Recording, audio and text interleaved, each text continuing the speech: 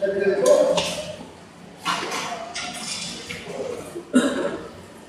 muli po, magandang gabi. Of course, bumalik po tayo sa mga birthday at nagtiwang anniversary. At bukas po pala yun. Wala po may kahapon ng anniversary yung kasama. Bukas po pala yun. Napaaga pa rin ating announcement yan.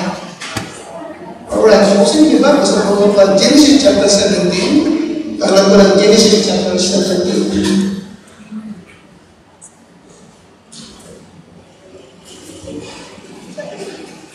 At sa sabi ito ay dadalhin ko kayo muli dito kay Abraham at aking usap muli yung kanyang pananampalataya at nabagit ko minsan talaga isa po sa kamanghang bagay kay Abraham ay pagod po sa kanyang faith in God. In chapter 17, Genesis chapter 17, Genesis chapter 17, nandiyan po kayo? Atin mo po sa verse number 5 to number 7. Ito yung tipan ng Panginoon kay Abraham. In verse number 5, chapter 17, number 5, nandiyan kayo? Neither shall thy name anymore be called Abraham, but thy name shall be what? Abraham. At makikita niyo po nito yung kahulugan ng pangalan Abraham. Gusto mo nga? Abraham is what? A father of many nations. Ano yun ang ibig sabihin ng Abraham, ha? Okay. Have I made thee? And I will make thee exceeding fruitful. And I will make what? Nations of thee, and kings shall come out of thee. And I will establish my covenant between me and thee and thy seed after thee in their generation for an everlasting covenant to be a God unto thee and to thy seed after thee. Now, ito yung tipa ng Diyos kay Abraham. Ito yung kanyang pangako kay Abraham na kanyang kaibigan. Now, in verse 15, ito pa rin yung katuksong sa pangako ng Diyos kay Abraham. No? And God said unto Abraham, as for Sarai, thy wife, thou shalt not call her name Sarai, but Sarah shall her name be. And I will bless her, and give thee a son also of her. Yea, I will bless her, and shall be a what? Mother of what? Mother of nation. Okay? Now, Sarah means mother of nation. Abraham means what? A father of many nations. Now, Sarah means what? Ito yung pangako ng Diyos kay Abraham. Now, notice number 17. 17, ha? 17. Then Abraham fell upon his face and laughed and said in his heart, shall a child be born unto him? That is what? Alright. Now, lumalabas na nung itong pangako ito ay pagkibig ng Diyos kay Abraham, ilang taon na siya? Ilang taon na siya? 100 years old na siya nung ito'y banggitin ng Panginoon. Right? Now, and then sumunod, and shall Sarah, that is what? No, si Sarah naman ay mag-ilang taon? 99.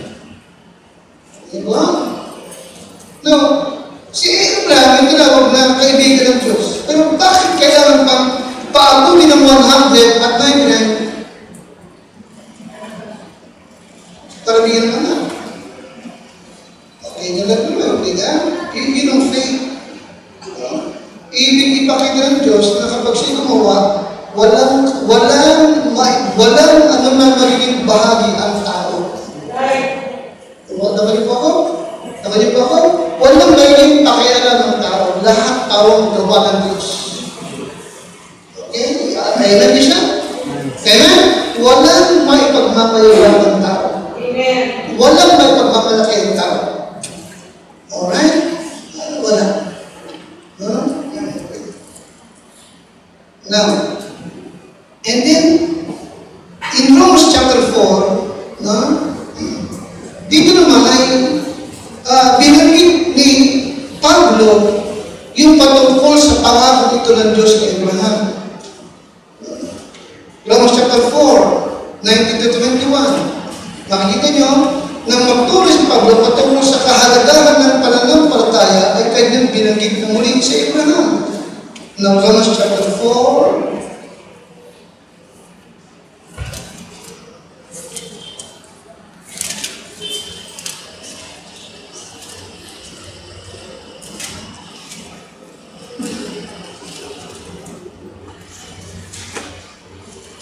Romans chapter 4, verse 19. Okay, nandiyan na kayo? Now, sabi ni Pablo, tungkol kay Abraham. Verse 19, ready? And being not weak in faith, he considered not his own body now dead. Now dead. Ano yung patay? Yung katawan ni Abraham ay halos patay na. Ilan taon na? 100 years na. Talagang wala nang kakayanan. Nagpapakinig talaga na nakapag-imisip talagang may gagawin isang bagay o may gagawin isang bagay ay walang sino mang tao ang nakakagawa ng anumang kakaparaanan para mamaniobra ito. Nakalimutan mo ba? Lahat ito ang gawa ng Diyos.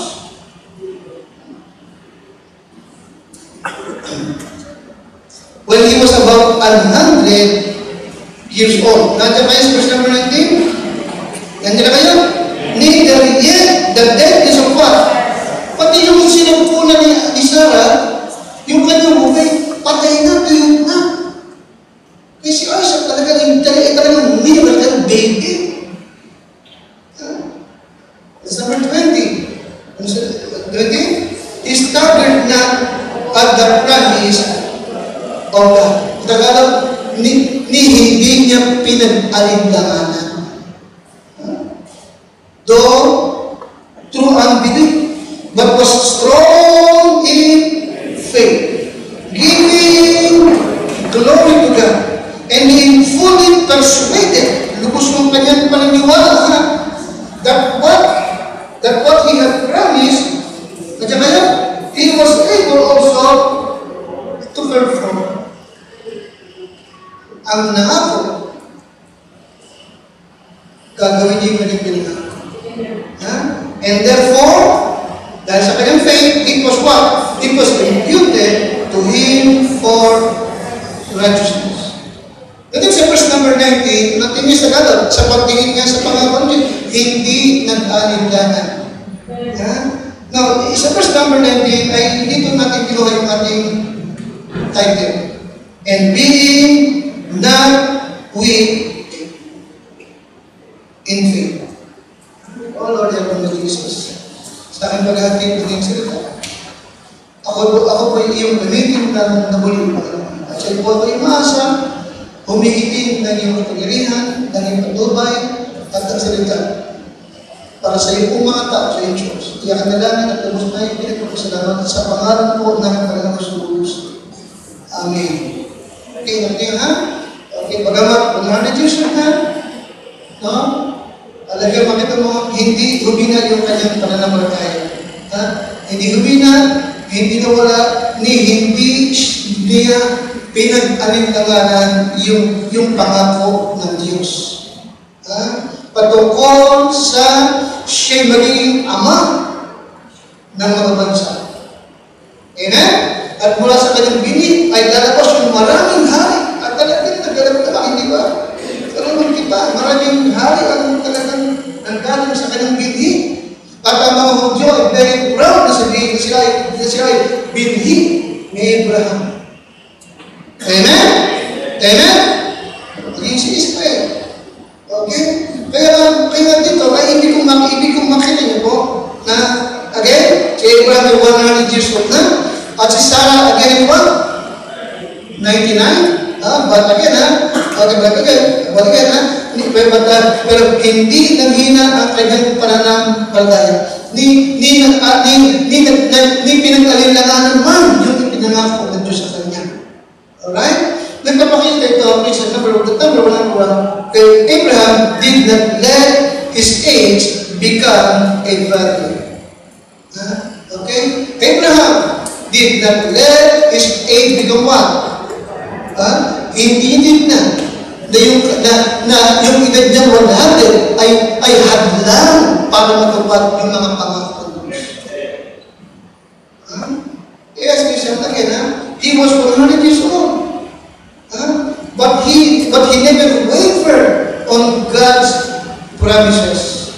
Okay? Kaya mo, whether young or old, whether young or unfaith, kapag ito yung totoo, it obey God's command. Ang faith ay kapag tunay, mga matanda na mga bata, ay susunod sa utos ng Panginoon Diyos. Alright? Okay, ito yung isa na, real faith ka never says, masyado akong bata. O kaya naman ay, matanda na ako para gawin yung ipinapagawa ng Diyos. Naman niyo po yan? Okay. Kaya itong binabanggit, yung naging pastor ni Pastor Dan. Kasi si Seriano, magse-70 na. Sapagat lagi inaatake sa puso. Kaya nag-resign sa Mandaluyong. Lumipat ng Davao, paglipat ng Davao. Nag-Bible study, bago muna yung Bible study, naging church. Buhay pa magpahamil sa ngayon. Nagtungo ng Cotabato. Nakapagbukas pa ng gawain. Maganda na yun. Then yung talagang nag-retire na. Nagtungo naman ng LA sa California. Okay, can you imagine? Nagkaroon pa rin siya sa California. Sa Orange County. Nagpapakita lang talaga ng faith kapag ito, okay, hindi pinag-uusapan ng edad. Bata ka man, maganda ka, talagang kaya mong gawin ang ipinapagawa ng Diyos kung mayroon kang tunay na pananampalataya.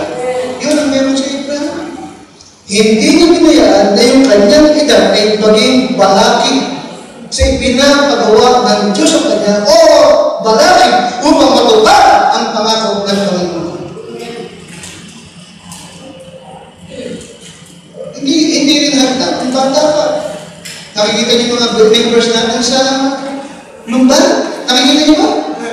Yung sa Sulwini? Mga batang-bata, nagtuturo sa mga nakakatanda sa kanila. Hindi malaki. Di ba? Sapagat ikaw ay tagapaghatid lamang ng salita ng Diyos. Ang Diyos ang magkukumbig. Ang Diyos ang siyang magbibigay. Ikaw ay tagapaghatid lamang. Amen? Kaya nga kapag Sulwini, hinahanap ko rin ang kahit mga inang. Naghahanap ko rin yung mga high schoolers natin. Dalawa yung ating sasakyan. Amen, isa? Amen? Yes, because Abraham did not let his age become a barrier. Okay? Maging sa lagi. Last Sunday, yung mga nanay kong karamihan, kasi umalo sa kuwan. Maganda. Okay naman. Anong kanta nila? Yung tinatalang mga nanay?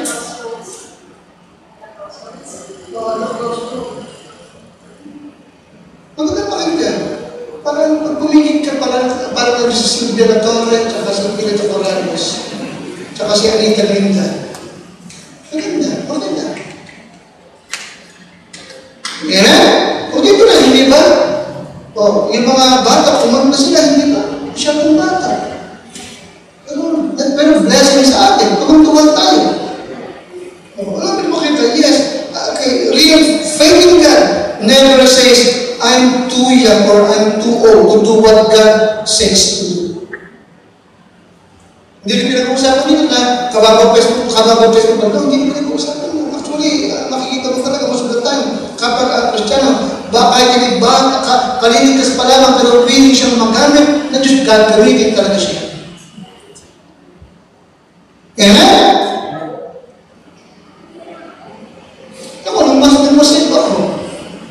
1984. Nung taon din yun, nag-witness ako. Nakarating pa ako ng PGH. Pagtutulong ko lamang ang salvation sa cancer patient.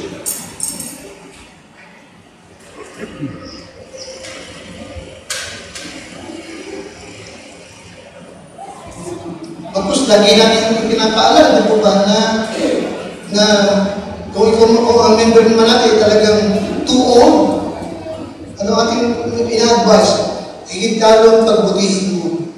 Sabagat malapit mo nang makaharap ng iyong Panginoon. Eh, naging minsan ng Hebrews 10:25. So much the more, diba? Lalong higit na mamalas mong malapit na ang araw. Ano yung araw yan? Yung pagharap ko sa kanya.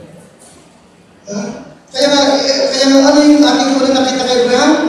He did not let his age become what? Become what? Become rebellion.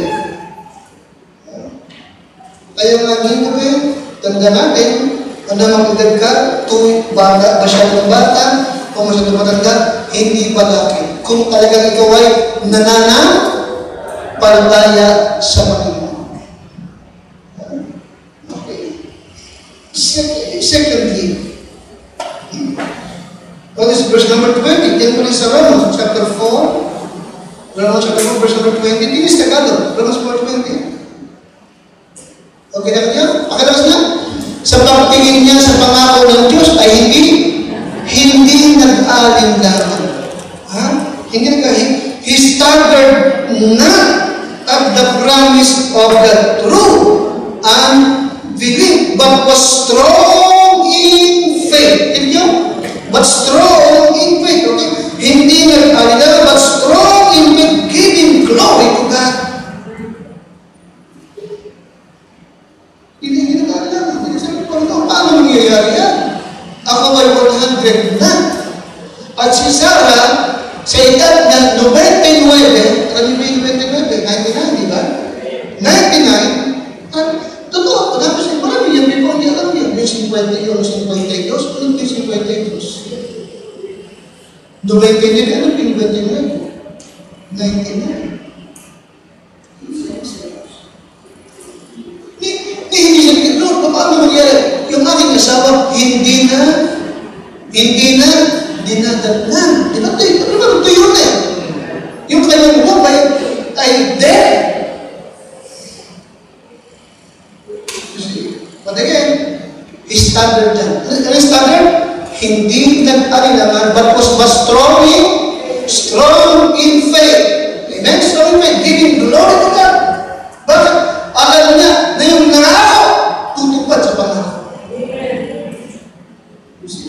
Yes, kasi ang pangalang bagay, hindi ko makita yung patungkol sa faith error. He did not question God's will. He did not question God's will. Okay?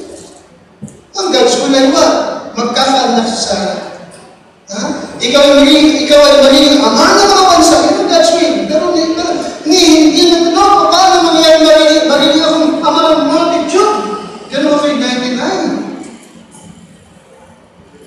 At si Sarah na aking asawa ay, wala si Sarah ay 99, ako ay 100. Now, pangako yun.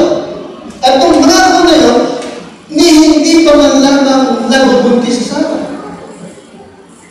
Naliwanag ba? Naliwanag ba? So, bibilang pa lang siya ng buwan. But again, he did not question God's will. But again, but strong in what?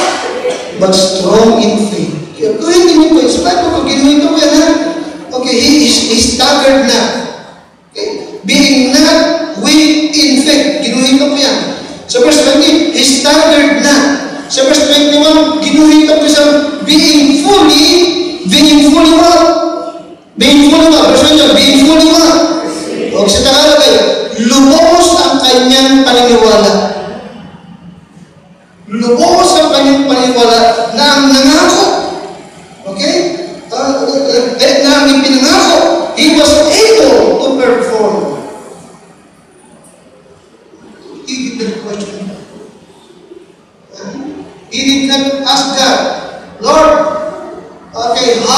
and why? Yeah?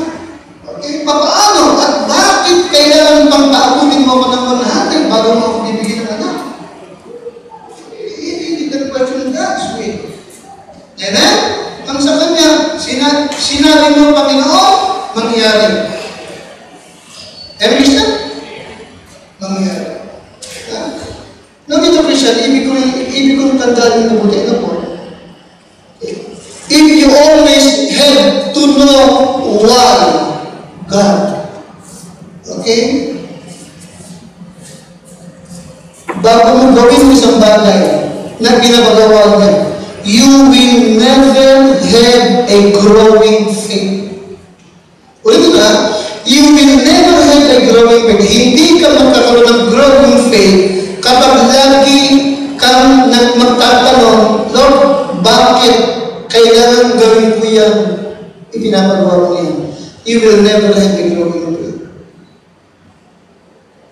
Anong kailangan? Kapag God's will, wag mo lang questionin. God's will po yan. Amen, Christian? Abraham did not question God's will. Amen?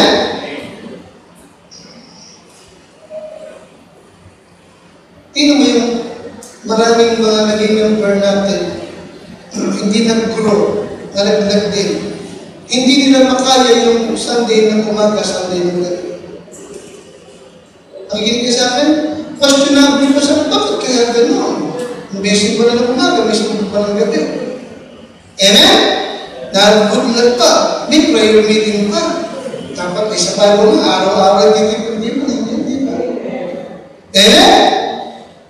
Bakit kapag nagkasakit ka at nagpakonsulta ka sa doktor, bakit ang gamot laging 3 times a day? Hindi mo pwedeng once a month lang.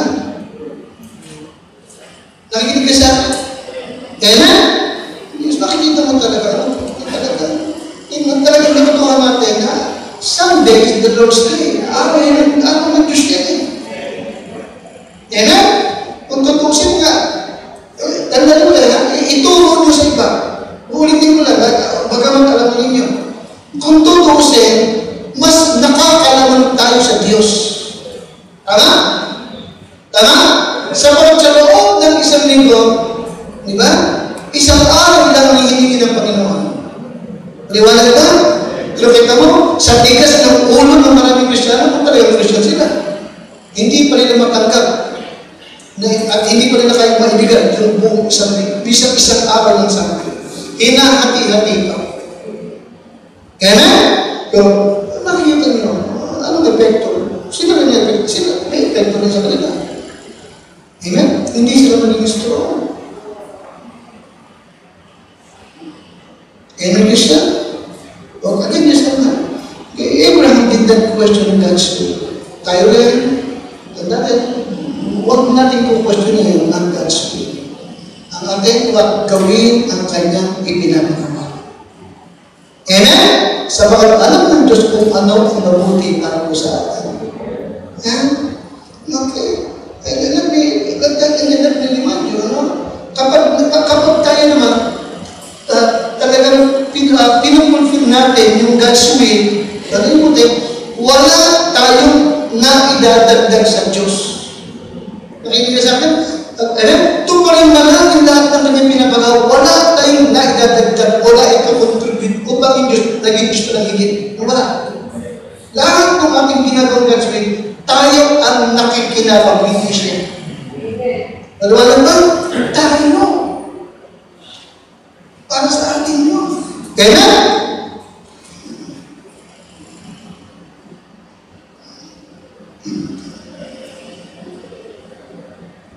reset tayo sa offering. Diba? Iba, kinong-question pa, bakit kailangan mag-touch? Eksakto na nga ng pera ko. Kaya kapag nilagay eksakto, hindi nga nag-touch eh. So, kung mag-touch ka, sa lahat ng ginagawa niyo, doon na sabi, prove me now. Prove me now if I will not open you the windows of heaven. At ibuhos ko sa iyo mga parang wala kang sukat ka natin. Iba ka ng pasyon tayo. Wala ka ng sila wala. Amen.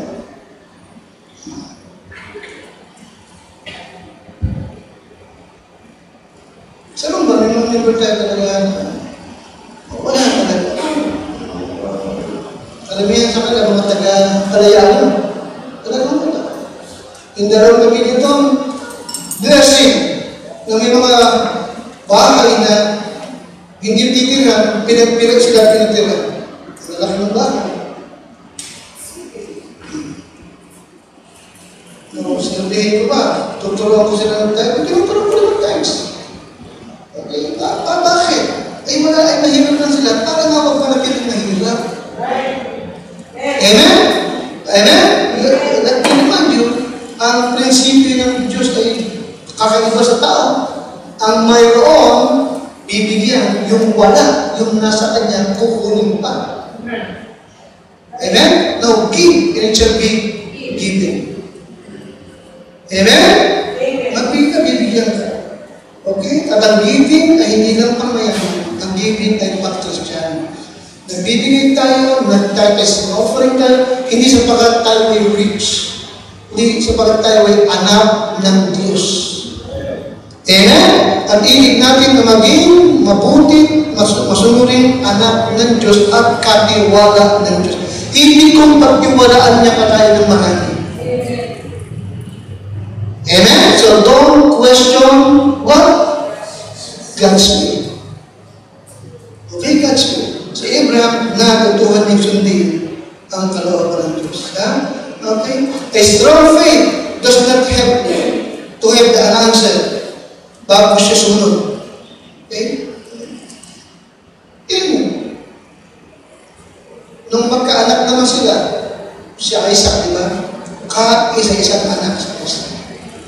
Kung si Isaac ay malaki na, mag-30 years old na, ano nangyari pa? Sa chapter 21. Hiningi pa ng Diyos. Genesis 21, 1-4, Abraham. Agad si Abraham, here am I, Lord. Here am I. Abraham, dalhin mo si Isaac. Yung anak mo. Doon sa bundok, may tuturo ko sa iyo. At ihandog mo siya sa akin bilang handog na susunugin. Hindi that question na. Hindi siya magbibigyan ng paliwanag. Kaya, bagkus kinabukasan sa mga, and Abraham rose up early in the morning. At naglakbay, patungo sa bundok. Kasi nasabi na siya, naglakbay siya ng ilang araw. 3 araw na talabi. Na kung si Isaac, kung si Abraham, nung ipinangako ng Diyos si Isaac ay 100 years old na, ilang taon na siya nung si Isaac ay 10 years old? 130. Tama? 110 years old na siya nung oras na yun, nung chapter 21. Pero pinaglakbay pa ng Diyos ng 3 araw para lang ihandog si Isaac. But he did not. Hindi ko makita yun. Ang faith kapag totoo, hindi naghahanap ng convenient yung buhay. He did not seek what comfort in life. Amen? Handang magpaka sa akin. Isipin mo yun. May mga member nga tayo nito, baka mag-50 lang, 60 lang, 70 lang. Marami ng mga dinagayon sa katawan. Eh si Abraham, 130. Ano ba? 130. Tatay Brado eh. Marami ng anak. Si brother ano, ganyan eh. Si Abraham, 130. Amen? He did not question God's will. Alam mo naman na 130 na ako. Nakikinig ka sa akin? Pag hihingin mo rin lang sa Isaac sa akin, ibibigay ko naman siya, pero pwede naman sa likod bahay na lang. Bakit kailangan mag-travel pa ako ng 3 days? Kaya he did not question God's will. Amen? At talagang ihahan niyo sa Isaac, kung hindi naman sa pinigilan ng Panginoon, yan ang dulo talaga.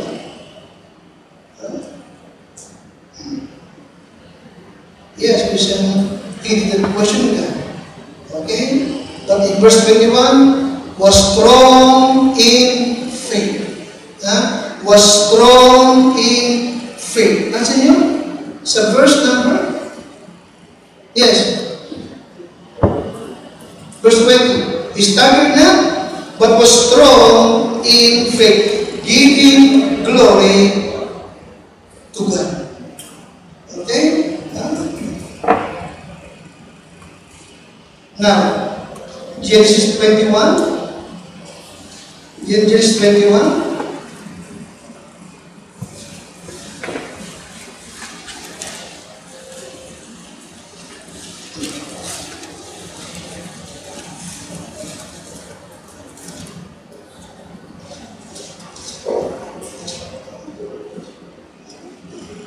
Alright, andyan na po kayo?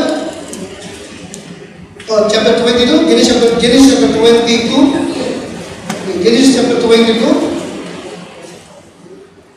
Okay, 1 to 3. Ready? And it came to pass after these things that God did tempt Abraham and said unto him, Abraham! And he said, Behold, here I am. And he said, Take now thy son, thine only son, Isaac, whom thou lovest. Alam ng Diyos, mahal na mahal ni Abraham, yung kanyang isa-isang anak na sa Isaac. And get thee into the land of Moriah, and offer him there for a burnt offering upon one of the mountains which I will tell thee of. Verse number 10. And Abraham rose up early in the morning. Pangatlong bagay, his faith is quick. Okay? Yes. Oh, yes. Yes. Okay. His faith is quick to give glory to God. Okay? Mabilis yung sumunod para talagang nabigyan niya lamang ng kaluwalhatian ang Diyos. Nakaliyan? Okay, yung pangatlong bagay, patungkol kay Abraham, his faith is what? Quick to obey and to give glory to God. Mabilis yung kanyang pasunod. Okay? Upang magbigay ng kaluwalhatian sa Panginoon. Okay? Kaya makikita niyo ito, no? Faith in God does not seek self-glory. Ito ang gagawin niya, hindi para sa kanyang sarili, kundi para din sa kaluwalhatian ng Diyos. Okay? Yan yun siya. It always give glory to God for everything. Because alam ni Abraham, no? Okay? Na Diyos lamang ang talagang marapat na mamapurihan sa ating buhay. Amen yun siya? Amen? Walang pagmamayabang, walang pagmamalaki.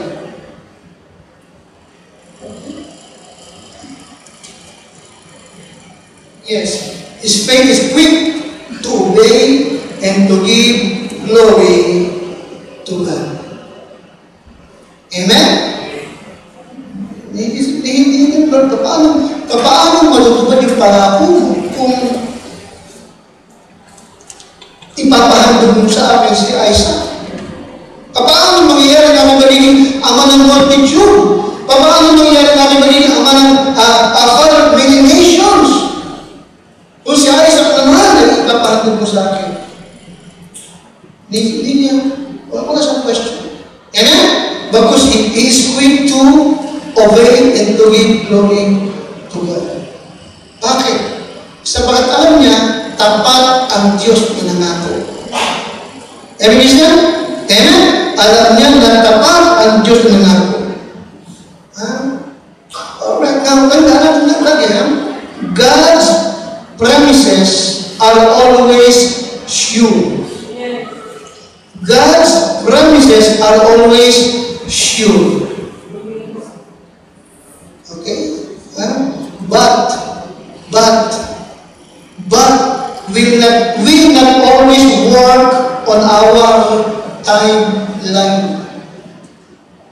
Pakibalaan mo lang, ang mga pangako ng Diyos ay laging sure, but will not always work in our what? Sa ating kapanahonan. Okay? Laging yung tinatawag natin in God's time. Amen? In God's time. Hindi mo, pinili niya na 100 na siya sa Abraham bago siya magkaanak. Pinili niya. God's time yun eh. Okay. Kaya sa ating nais huwag tayong mag-alinlangan. Tama ba? Huwag tayong mag-alinlangan, bagkus magtiwala lamang. Huwag mag-alinlangan, magtiwala lamang sa kanyang mga pangako. Sabagat tapat siya na nangako. Amen siya? Amen? Tapat siya na nangako. Okay? Talaga ang glory ay laging nasa ating Panginoon Diyos. Wala sa atin. Wala sa atin. Okay, nasa kanyang kapagkalian. No? Okay, kaya nga dahil dito, nakatatlong bagay ang ibig ko na magiging conclusion natin. Ha? Okay, alright. Dahil dito, tandaan mo din lagi, okay, naman wala, remember that God is unchangeable. Remember that one, pakalaman, God is what? God is unchangeable. Hindi siya nagbabago. Hindi siya tumatanda, hindi rin siya bumabata. Hindi siya higit na makapamilihan ng nakaraang 1,000 taon at hindi naman siya. No, God is what? God never changed. He is unchangeable. Hindi siya nagbabago. Okay? Anumang ilaw, okay, anumang ilaw ay napakaganda ng liwanag sa umpisa. Pero habang tumatagal, lumalag. But God is what? God is what? Unchangeable. Malachi 3, verse number 6. I am the Lord, I change not. Malachi 3, paglakas, I am the Lord, I change not. Ako ang Panginoon at ako'y hindi nagbabago. Kaya nga, lahat ng ipinangako niya kay Abraham, kinupad niya. Lahat ng ipinangako niya kay Isaac, tinupad niya. Lahat ng pangako niya, niripin na kay Jacob, tinupad niya. Amen? Amen? Now, can you imagine? Ang Israel, nawala sa mapa, sa loob ng kulang-kulang 1,000 years. Mula ng Roman Empire, nag-scattered na sila, nagkalat-kalat sila. Lagi ba dito? At yung Hebrew language ay talagang halos wala na. But 1948, isip ko ba 1948, ang Israel ay muling naging isang nasyon. At yung Hebrew language ay hindi namatay, lumutang ulit, ginagamit mo yun sa Israel. Bakit? Nangako ang Diyos yun. Amen is that? Amen? Itong promise niya, nangako ulit siya kay David. Di ba? Na si David magiging king, yung kanyang bini, forever. Nag-let ko naman yun. Sa millennium kingdom, uupo ang binhi ni David. Sa Israel. Amen? Tapos ang bagay. Okay? Pagtawag mo sa promise, yung si Christ ay pinangako kay Eva. Genesis 3:15. Tama? Genesis 3:15 pinangako yung virgin birth. Amen? At sa Micah binanggit, sa nagpapanganak sa Bethlehem, eksakto na ganap. Sa Bethlehem, pinanganak ang Panginoon sa Kristo. Amen? Psalm 22, binanggit yung kanyang crucifixion. Okay, detalyadong binanggit kung paano siya maghirap, nagganap talaga sa Kalbaryo. Hindi ito. Huwag kami kalimutan, ang pangako na lamang na ating hinihintay wag darap ng kanyang muling pagparinig. Yun na lamang ang tutudor sa atin. Okay. Ito mag-isang, God remains forever the same. Okay. James 1:17. James 1:17.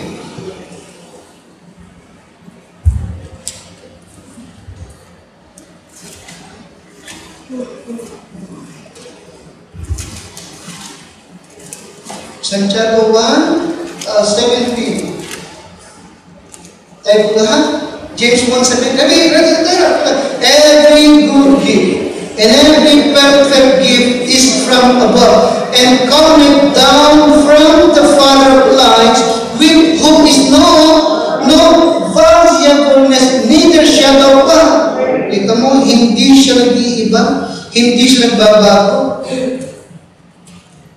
Amen?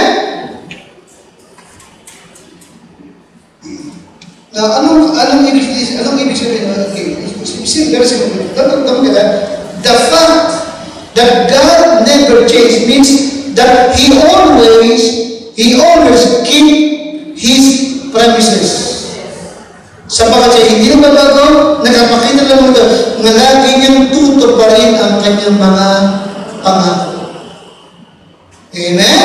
Panghawakan ang kanyang mga pangako. Panghawakan. He isn't changing. And God is no respecter of person. Hindi siya nagtatami ng tao. Nangako siya kay Abraham, tinupad niya. May pangako sa atin, tutuparin din niya yun.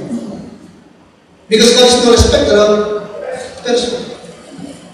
Okay? Hindi mo pwedeng sabihin, kay Abraham lang yun sa atin.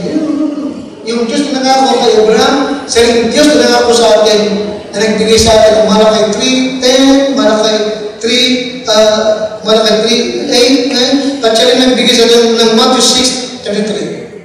At ang Luke 6:38. Amen? At ang Matthew 28:19-20. At in Hebrews 13:5, I will never leave you nor forsake you. Paalang bagay, God cannot lang. Una, lagi mong aalahanin ang Diyos hindi nagbabago yan. Pangalawa, lagi mong tandaan at huwag mong kakalimutan that God cannot lie. Titus 1:2, in hope of eternal life. Amen? Okay. Sa pag-asa, sa buhay na walang hanggan, na ipinangako ng Diyos na hindi pwedeng magsinungaling. Amen? God cannot lie. Hindi siya magsisinungaling. Okay? Wala sa aming pinangako na hindi niya gagawin. Kapag hindi niya ginawa yun, maglalabas na siya nagsinungaling. I-follow niyo siya. Kaya may eternal life, hawak meron lang tayo eh. Sa bakit pangako niya yun eh. Okay? God cannot lie. Hindi siya nagsabi, I will come again. Ako'y muling magbabalik. Pangako, pinangako ko yan. Amen?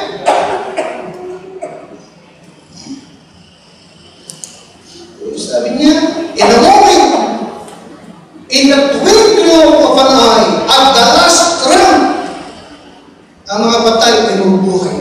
At yung mga buhay naman ay aagawin, irarapture, upang salubungin ng Panginoon sa alabang. Amen? At sa ganoong paraan, sa Panginoon tayo, magpakailan kailan pa man. Amen? Amen? At hindi papasok ang Christian sa tribulation period. I don't believe that. Nagaya ng pangat ng sinasabi ng iba, nagsisimula na raw ang tribulation. Amen? Tabuhan mo. Sabi ng book of Thessalonians chapter 5. Okay? We are not appointed unto wrath, but to obtain what? Salvation. Redemption. Anong pinag-usapan lang? Yung ating tinatawag na resurrection and then what? Rapture. Bago mag-tribulation. Okay? God cannot lang.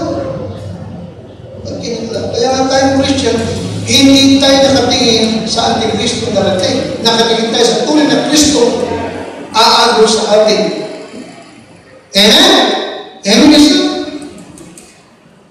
God cannot lie. Okay? And thirdly, build your faith in your past experience. Nagkulang ba siya sa'yo? Nung ikaw ay baby Christian pa? Pinabayaan ka ba niya noong 2014, 2015, 2017, 2018? Nagkulang ka ba? Naging kawawa ka ba? Hindi siya nagkulang sa akin simula-simula. At alam mo, hindi rin siya magkukulang sa akin ngayon hanggang bukas at sa mga susunod pang taon. Amen? Siya ang tumawag sa akin. Siya ang nag-save sa akin noong 1982 at tumawag sa akin noong 1993. hindi niya ako bibiguin. Amen? Nasubukan ko siya noon. Alam kong hindi niya ako bibiguin ngayon at sa mga darating pang panahon. God cannot lie. At nasubukan ko siya sa mga nakaraang panahon. Amen? Ganun din tayo. Ibig siya, don't forget. Okay. Hindi niya binigo. Hindi ka rin niya binigoin. Amen? Amen? Ibig siya, at yung Romans 8:28, pangako niya yun. Tuto pa rin niya yun sa iyo. Maliwanag po ba? So build your faith in your past experience. All you have to do is to keep your hope alive. Sa kanyang mga panganguswa. Okay? Look at your past and see that God has always kept His promises. He always kept His promises. Amen? Tayo lang ang hindi, pero siya tinutupad ang mga. Tayo lang ang nagkukulang, pero siya hindi siya